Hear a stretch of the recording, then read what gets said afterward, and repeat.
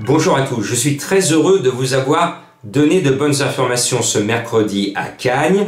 J'étais de la presse officielle hippique française, celle qu'on voit dans tous les classements de la presse publiée, parce que maintenant il y a des milliers, des millions de pronostiqueurs en herbe ou qui s'improvisent pronostiqueurs sur cette planète du turf.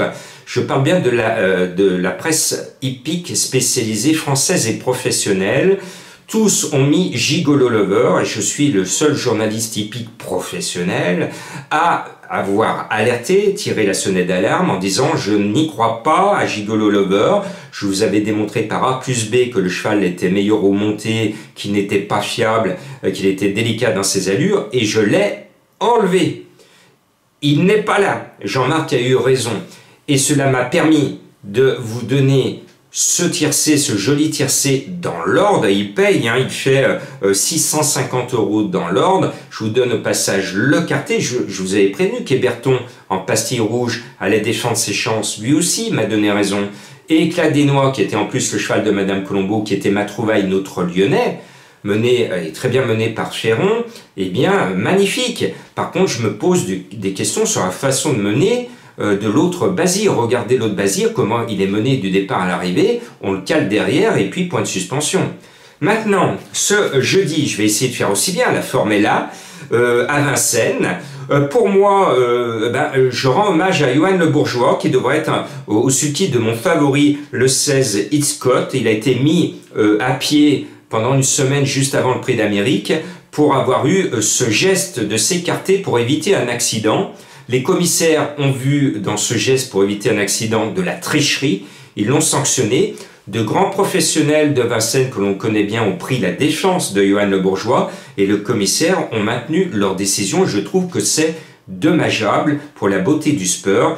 Tous mes hommages à Johan Le Bourgeois, qu'on le reverra heureusement dimanche pour le Prix d'Amérique, et il regardera des tribunes ou devant sa télévision la victoire, à mon sens, de Gabriele Gelormini au sulky du 16 Hitchcock qu'il aurait dû mener. Et puis il y a un cheval qui me plaît bien, qui me rappelle les Adol et Fakir du Vivier. J'adore depuis tout petit l'élevage des viviers, qui dans son vivier nous sort de très bons chevaux, et qui nous a sorti plus récemment le 14 Bol du Vivier, qui passe un peu à côté de sa victoire, hein. La victoire le fuit depuis pas mal de temps.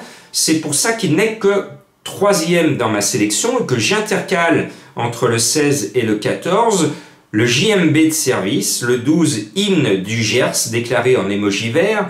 Alors, les deux Bazir en vert étaient déclarés ce mercredi à Cagnes, et les deux pastilles vertes ne sont pas là.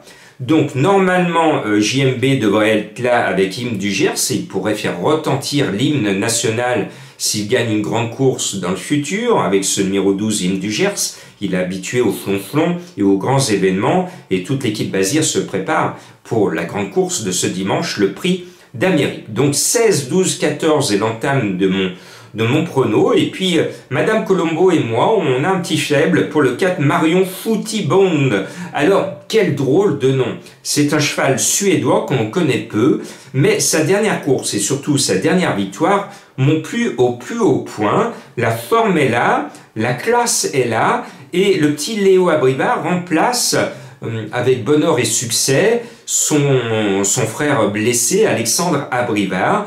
Donc ce 4 me plaît bien, il est bizarrement annoncé à 17 contre 1 par mes confrères. Et puis le 9 Apin Pacha a plus de fraîcheur que les autres, il a peu couru cet hiver, sa dernière course est pas mal, il va avoir progressé sur cette 5e place, et à mon sens, il ne va pas taper loin.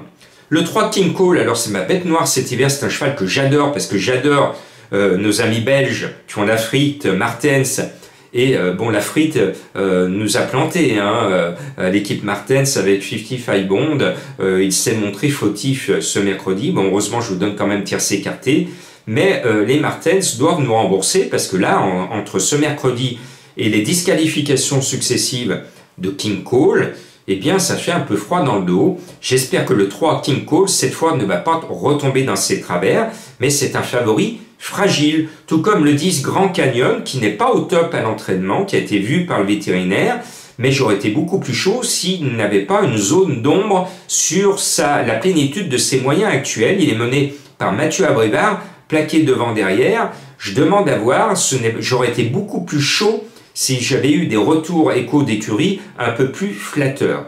Et puis, je reprends le 13 Glamour Eagle, qui vient de gagner de façon platonique, puisqu'il a mordu les piquets, et il a été disqualifié, donc il n'a pas fait de faute.